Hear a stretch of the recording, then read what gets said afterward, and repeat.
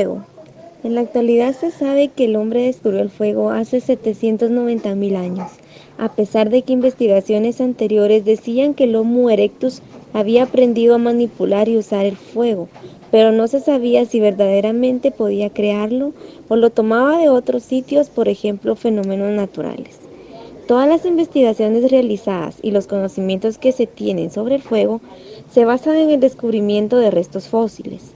Muchos de estos restos todavía no fueron encontrados, por lo cual es posible que la teoría oficial sufra algunas alteraciones. Lo cierto es que el descubrimiento del fuego es uno de los factores que posibilitó el desarrollo de las sociedades. Quizás se pueda ubicar el fuego junto con la rueda y la escritura como las tres grandes invenciones de la humanidad.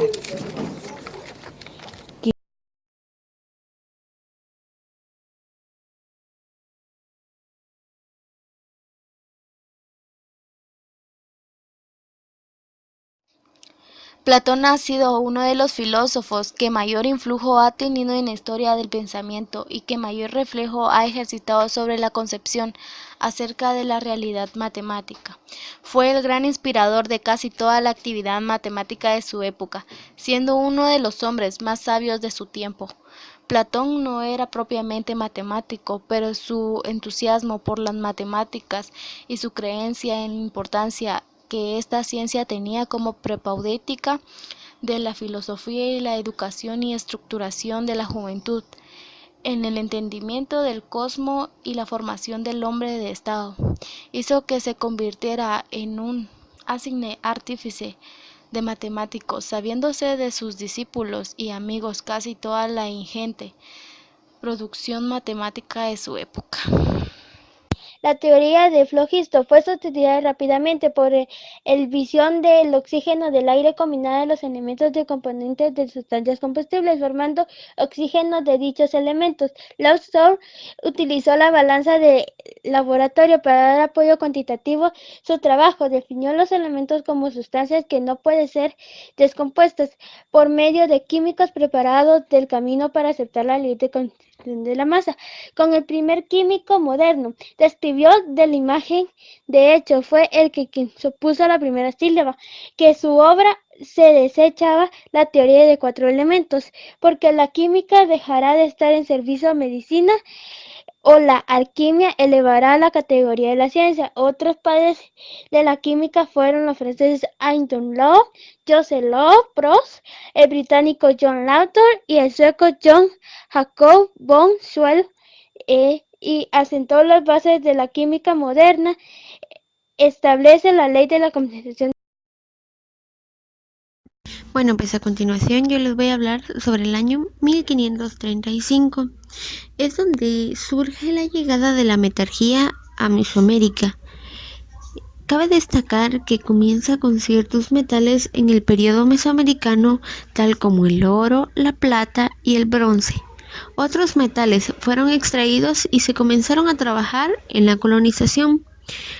También cabe destacar que uno de los metales, o de los primeros metales, fue empleado por los humanos, fue el oro, que puede encontrarse en forma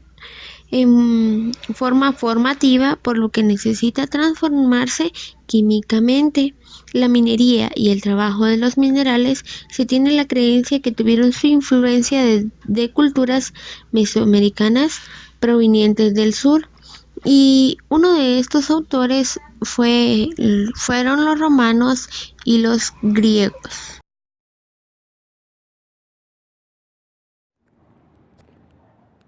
A mí me tocó hablar sobre el primer modelo atómico y el descubrimiento del electrón. El modelo atómico de Dalton surgió en el contexto de la química, fue el primer modelo atómico con bases científicas, propuesto entre 1803 y 1807 por John Dalton, aunque el autor lo denominó más propiamente teoría atómica o postulados atómicos. El modelo permitió aclarar por primera vez que las sustancias químicas reaccionaban en proporciones estequiométricas fijas, y porque cuando dos sustancias reaccionaban para formar dos o más compuestos diferentes, entonces las proporciones de estas relaciones son números enteros.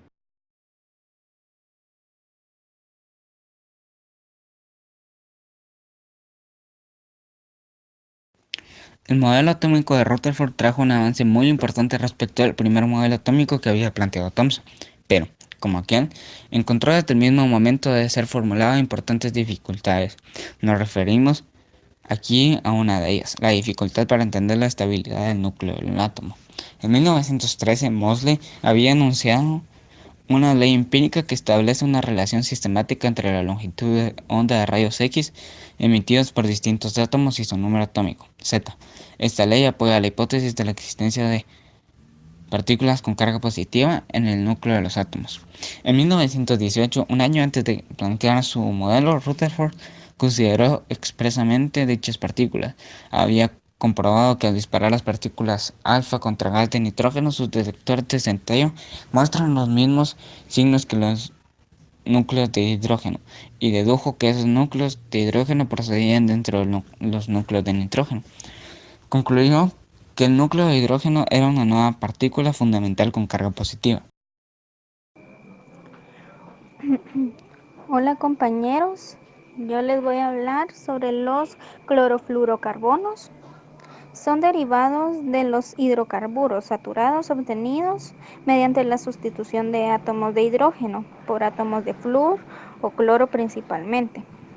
Los CFC, que es su abreviatura, son una familia de gases que se emplean en diversas aplicaciones, principalmente en la industria de la refrigeración y de propelentes de aerosoles. Estas también presentes en aislante. Voy a hablar sobre Mario Molina, que fue el primer científico que ganó el Premio Nobel de Química. José Mario Molina Pasquel es un ingeniero químico mexicano destacado por ser uno de los descubridores de las causas del agujero de ozono antártico. Fue correceptor, junto con Paul Crutzen, del Premio Nobel de Química de 1995 por su papel para la dilucidación de la amenaza a la capa de ozono de la Tierra por parte de los gases clorofluorocarbonos, convirtiéndose en el primer ciudadano mexicano en recibir el Premio Nobel de Química. Asimismo, sus investigaciones y publicaciones sobre el tema condujeron al Protocolo de Montreal de las Naciones Unidas, el primer tratado internacional que ha enfrentado con efectividad un problema ambiental de escala global y de origen antropogénico. Ya se le reconoce como un mexicano universal. Como les había mencionado antes sobre las CFC, que son los clorofluorocarbonos, esos son unos gases que provocaron el agujero en la capa de ozono, y Mario Molina fue uno de los descubridores de eso.